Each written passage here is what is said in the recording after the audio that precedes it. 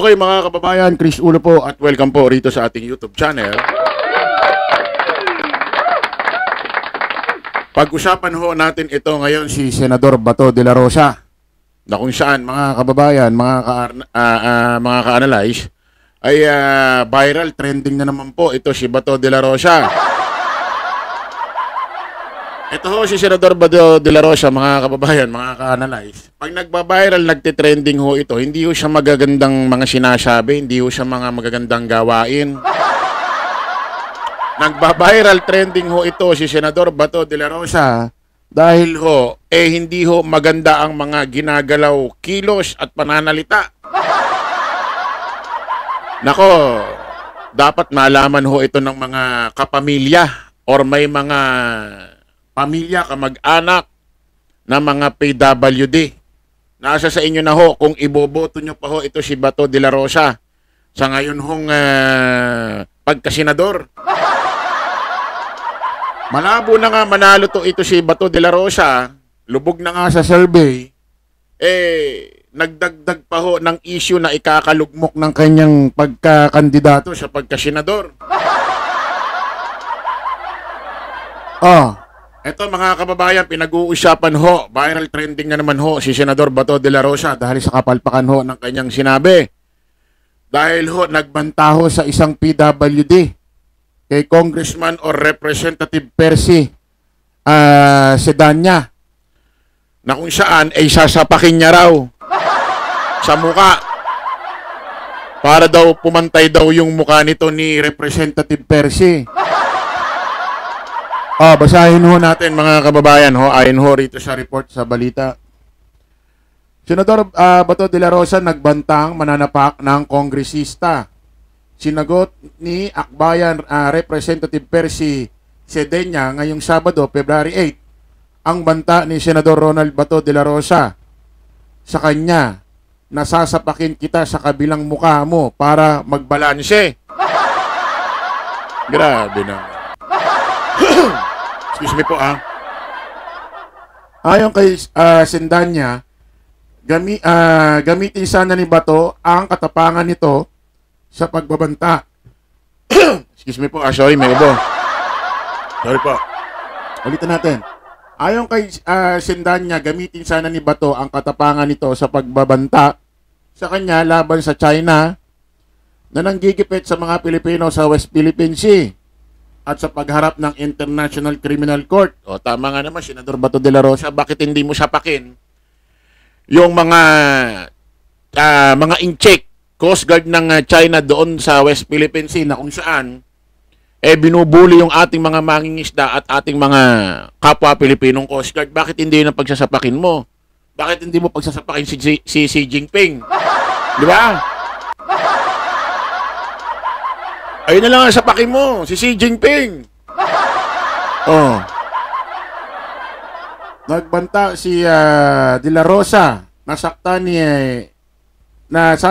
si Sedanya matapos batikusin ng kongresista si Vice President Sara Duterte sa mga naging pahayag nito kaugnay ng kinakaharap na impeachment. Bakit parang todo-todo tanggol ka naman yata kay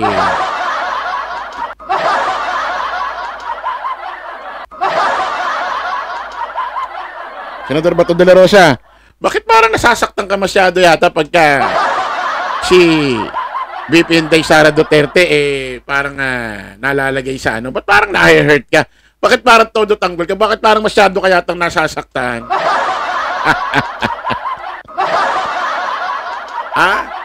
Meron ba kaming dapat malaman? Senador Bato de la Rosa? Kung sa bagay, mahal na mahal ni Senador Bato de la Rosa si VP Inday Sara. Di ba? Mahal na mahal niya. Kasi syempre, natural, mahal na mahal mo si VP Inday Sara Duterte. Anak yan ng ano mo ng puon mong si Digong di ba? Kaya syempre, kapag mahal mo si Digong, mahal mo ang kanyang anak, di ba?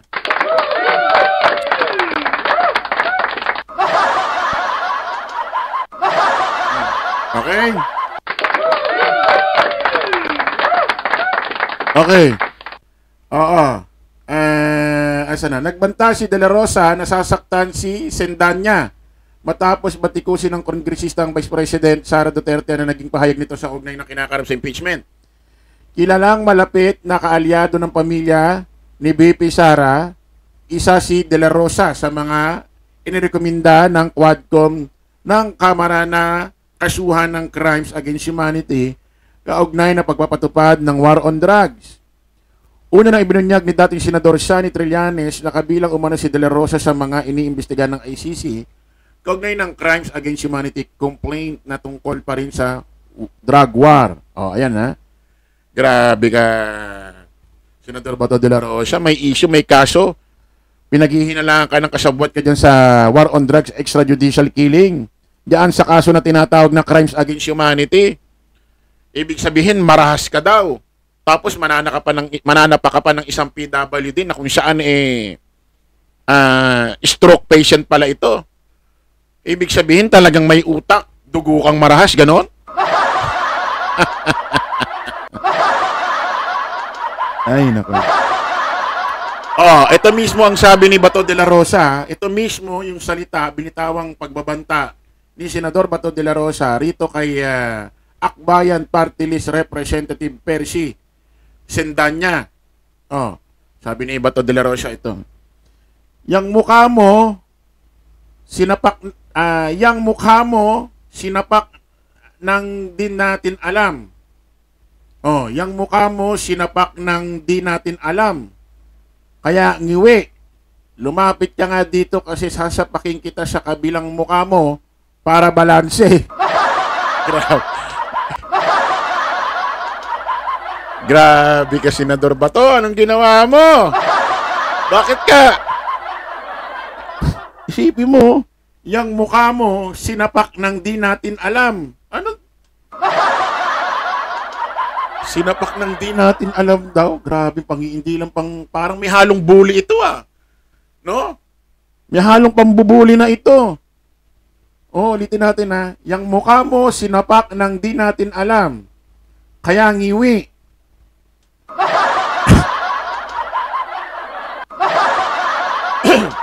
Grabe ka.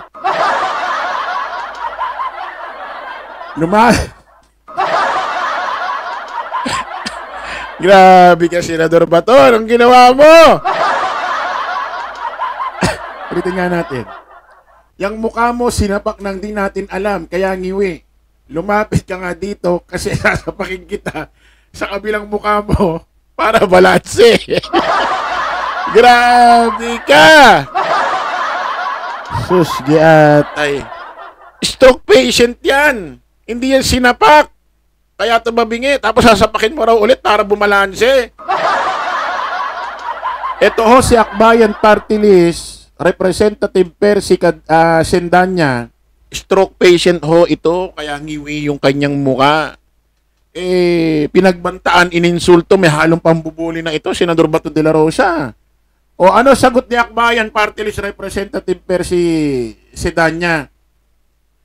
Sana ganyan din siya, katapang, laban sa China sa West Philippine Sea at sa pagharap sa ICC, o baka naman, iiyak na naman siya sa crocodile tears at kakaripas ng takbo. Gaya ng pagtakbo niya noon sa hawak niyang paputok.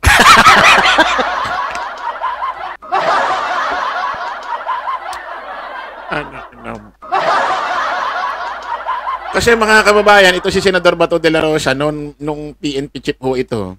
Nung siya pa ho ang PNP chief ng nagdaang demonyong administrasyon. Ay, demonyong administrasyon. Sorry.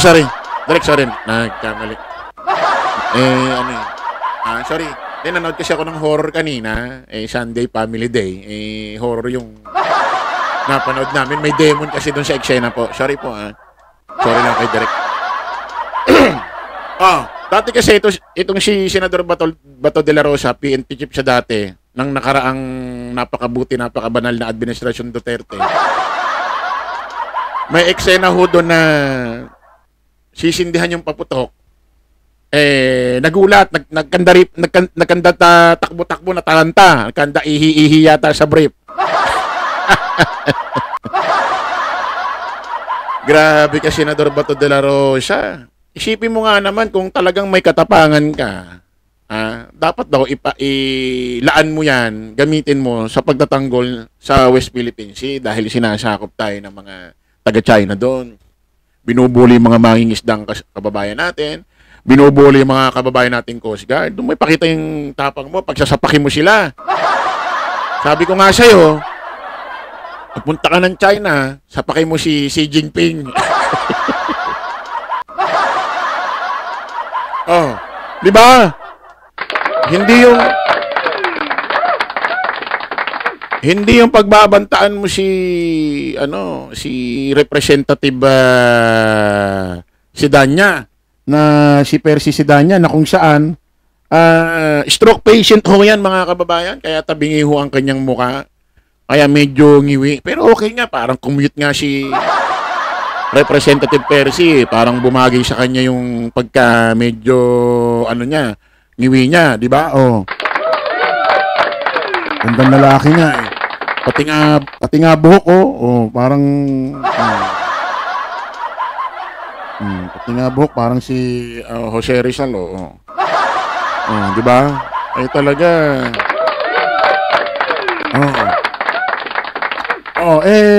Ngayon, pero maganda yung dahilan Maganda yung kaya raw nagalit ito si Percy Lapid dito kay Representative Percy Sidanya. Binatikos daw si BP Inday Sara sa impeachment case. Kumbaga pinagtatanggol todo-todo ni Bato de la Rosa si BP Inday Sara Duterte. Siyempre mahal na mahal ni Bato de la Rosa 'yan. 'Di ba? Dahil anak ni Digong pinagtatanggol.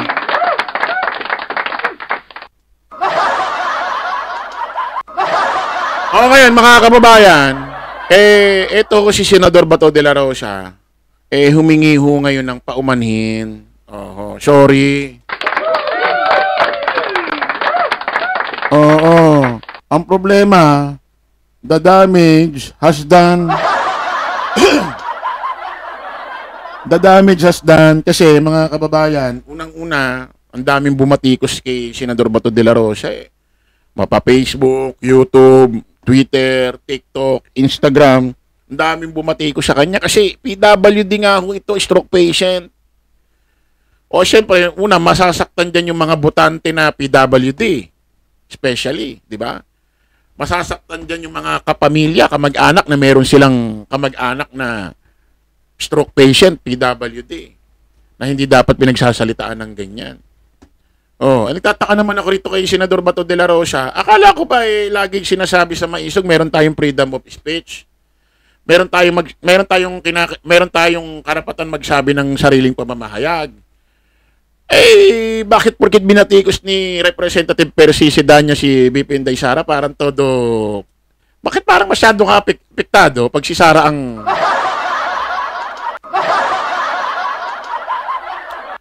parang apektado kapag si BP Inday Sara ang nababat. Bakit ba? Ano bang sa bagay, mahal na mahal mo si BP Inday Sara Duterte, di ba? Dahil anak ni Digong.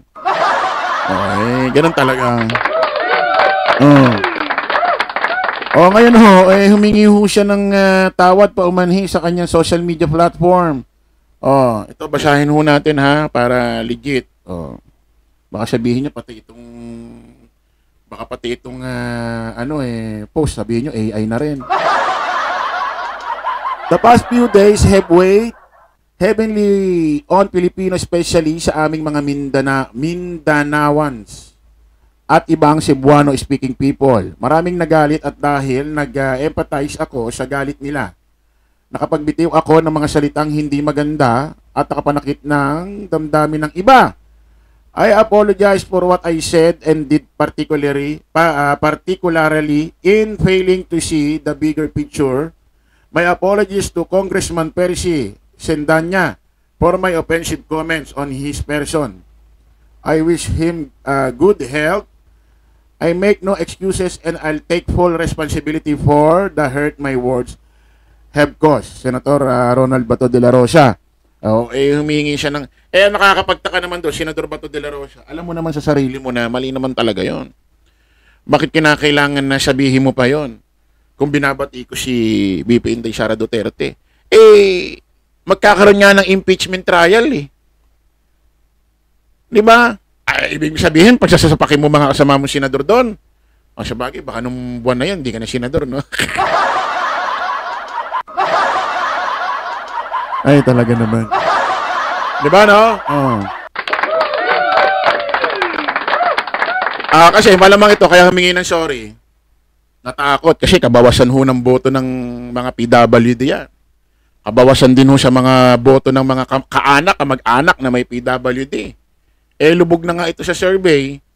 Oh, may chance ang hindi na manalo. Eh, tapos ganito pa mangyayari. Eh, lalong lugmok na. Paano pa mananalo? Diba? Kasi kung may bumabatikos kay BP Inday Sara Duterte, pwede mo na may pagtanggol si BP Inday Sara Duterte ng tama. Bakit kinakailangan mong magbanta ng mananapak ka? Parang grabe naman pagka-apek. Grabe naman pagka-apekto mo nung nabati ko si BP Inday Sara. Sabihin ganyan ano ka, BP? Grabe naman. Maraming salamat po mga kababayan.